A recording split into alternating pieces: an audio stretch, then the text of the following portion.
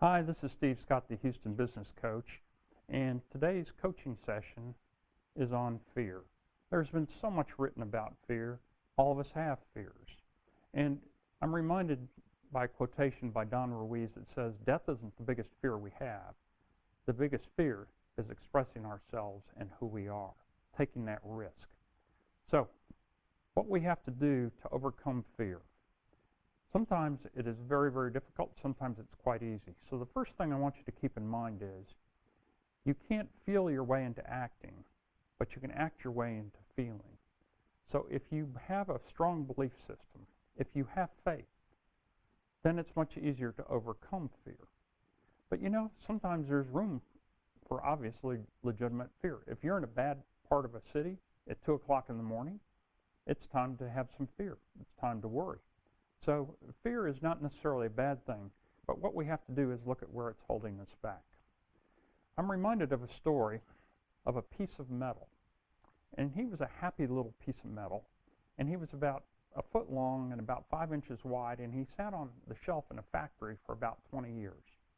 One day, a workman came over, picked him up, took a look at him, and took him over to his anvil, and he started to pound on him. He started to heat him up with his blowtorch, and he started to twist him and turn him, and the metal was absolutely terrified. He was afraid. And he said, "What are you doing to me? What are you doing to me? This is terrible. I'm in so much pain. What are you doing to me?" And the workman said, "Someday you will thank me, because I'm turning you from an ordinary piece of metal into a beautiful telescope." Only when we can go through inner change, which is what we really have to do to overcome fear, can we see the vastness beyond our present position. So I encourage you to look at fear and say, what is it that I can overcome? Because Napoleon Hill once said, what the mind can conceive and believe, it can achieve. But virtually every achievement of any substance was about overcoming some type of fear for everyone involved. So what do you believe? What can you achieve? So let's take a look at maybe some of the things that are holding us back. And I like to call these the 5 enemies from within, the 5 fears. So the first fear, and first of all, we're not born with courage, nor are we born with fear. So a lot of this is acquired or can become habitual. The first enemy from within is indifference. You can't just ho-hum your way to the top. Matter of fact, indifference is absolutely deadly. It's like someday, sometime, procrastination. But here's the big thing. You cannot drift your way to the top of a mountain. General Douglas MacArthur, a famous World War II general here in the United States, who lost in the Philippines and then came back and reconquered the Philippines and actually was sitting at the peace table in Japan at the end of World War II, was asked about military defeats. And he said all military defeats can be explained by 2 words: too late. Too late in anticipating the problem, too late in coming up with a plan to solve the problem, and too late in executing the plan. That's what will happen with indifference. And when we become indifferent, we end up being too late. So one way to get rid of indifference is to just take action right now in the present. Take action wherever you can. That will start building your belief muscle and help you to overcome fear. Now, the second enemy from within is indecision. Now, all of us have some indecision, but indecision is the thief of opportunity. Opportunity comes along and we say, well, it's not the right time. I can't do this.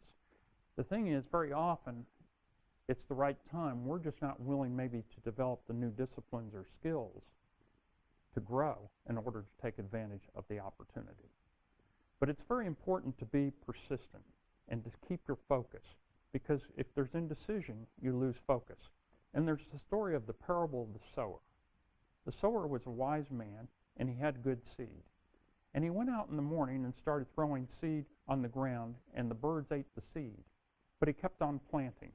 Later that day, he planted on some rocky ground. Some of the seed sprouted, but most of them died. And even later, he planted on some fertile ground. The seed sprouted, and he reaped a bountiful crop. The point of the story is the sower didn't chase the birds. He didn't leave the field. He kept on planting. He was focused. He didn't let indecision get in the way of achieving his goal. Now, the third enemy from within is doubt. Now, we all know there's some room for healthy skepticism. It's okay to doubt the government, to doubt each other, to doubt what you see on TV, to doubt what you read, to doubt maybe that there are opportunities. It doesn't matter, but it is okay to doubt. But there's one thing you don't want to do.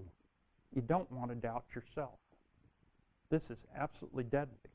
If you doubt yourself, it's very, very hard to move forward. So once again, what you have to do is you have to go out there and just do it.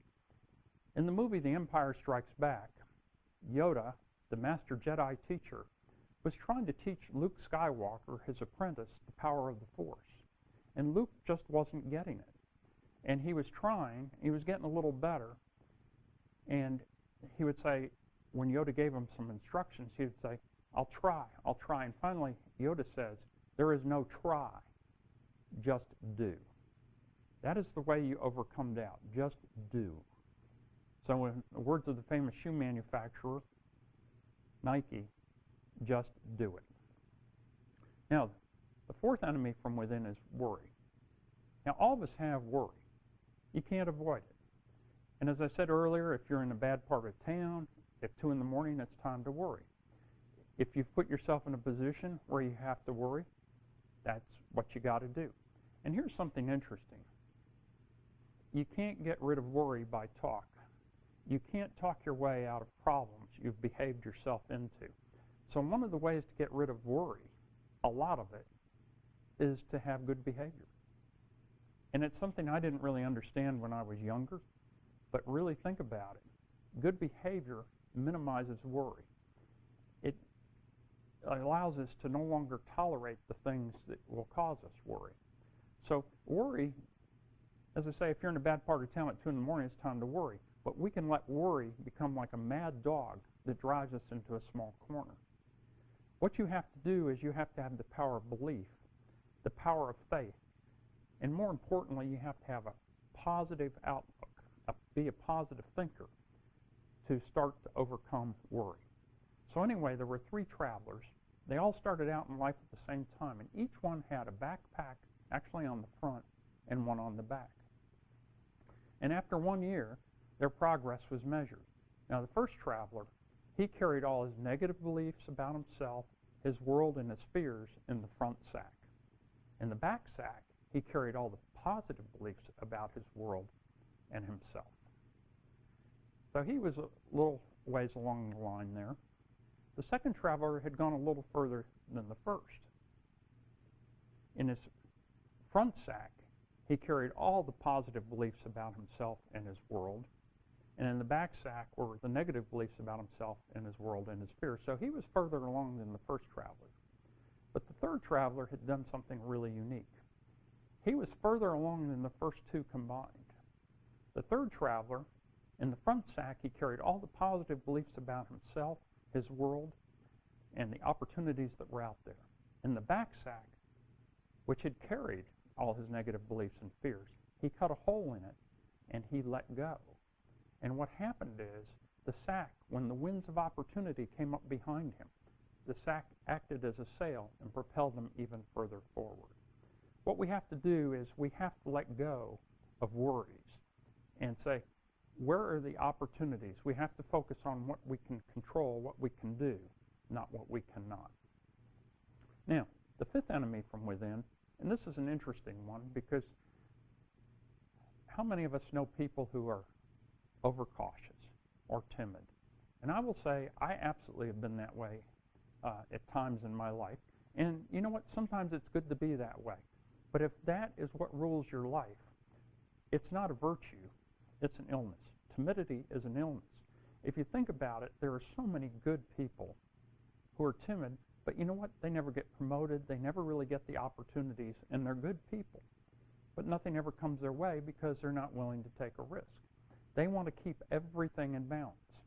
As you can see right now, I'm in balance. And you say, well, that's a good thing. And the answer is, not really, because the only way I can move forward is to take a step and to get out of balance. Timid people don't want to do that. So they're always having a conversation in their heads about whether they should do something, and very often end up very often end up doing nothing.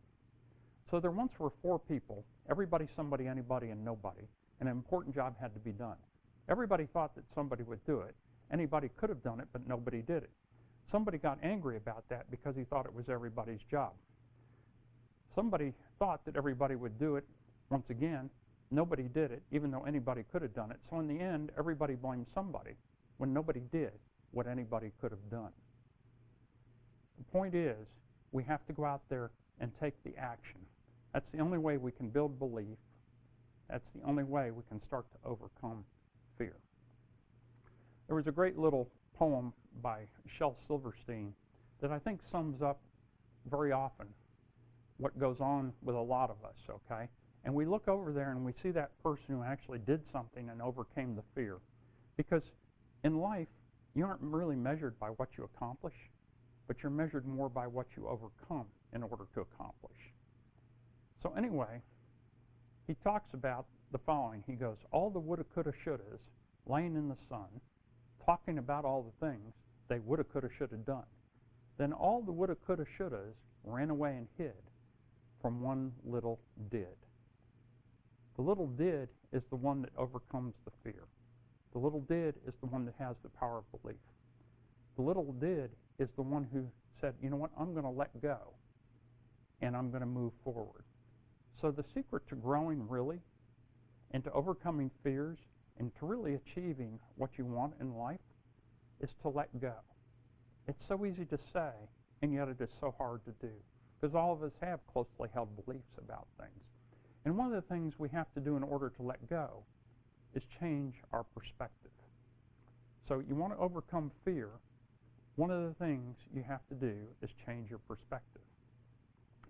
So there's a humorous story about Caesar, the most famous Caesar, and he was in Gaul fighting the barbarians. Gaul is present-day France, and he was backed up against the Seine River in near present-day Paris.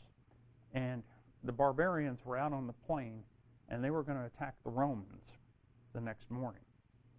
So anyway, he knew when the campfires went out, it was time to really be worried. And he kept telling his men, he said, you know what?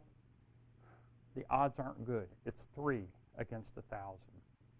3 against 1,000. And he knew when dawn broke that the barbarians would attack. Dawn broke the next morning and the barbarians attacked. And they were hacking, they were slashing, they were fighting. And eventually, the Romans were victorious. 3 against 1,000. Caesar gathered his men together afterwards, and he said, men, I can't believe we did it. Those were the toughest 3 barbarians we ever fought. Very often what happens is we've lost our perspective, and therefore we let fear overcome us and define us. So what we have to do is let go. And if you think about it, letting go happens in nature all the time. If we were to go out and talk to a tree and say to the tree, how do you grow? The tree will tell us something. First of all, the tree will tell us, I will grow as tall as I possibly can, because in nature, a tree will grow as tall as it possibly can given its genetic makeup and its surroundings. So it's not going to hold back. But it will say, tree, how do you really go about doing that? And the tree will say, I let go of my leaves every year. What we have to do as human beings to grow and to overcome fear is we have to let go. So in conclusion, when you're looking at fear, yes, there are many things to consider. And what I want you to do is be assertive and just say, okay, here's some things I can do to start overcoming that fear. And you can be like the bewildered metal at times, and you can feel like you're being twisted and beaten upon and heated up and cooled. But that's part of the growth process. What you have to do is get into the fire. If you're standing outside the fire, then you're really not participating, and you're always going to have that fear. But what you need to do is get in there, get after it, and make it happen. This is Steve Scott, the Houston Business Coach, and thank you for joining me on this coaching session on fear.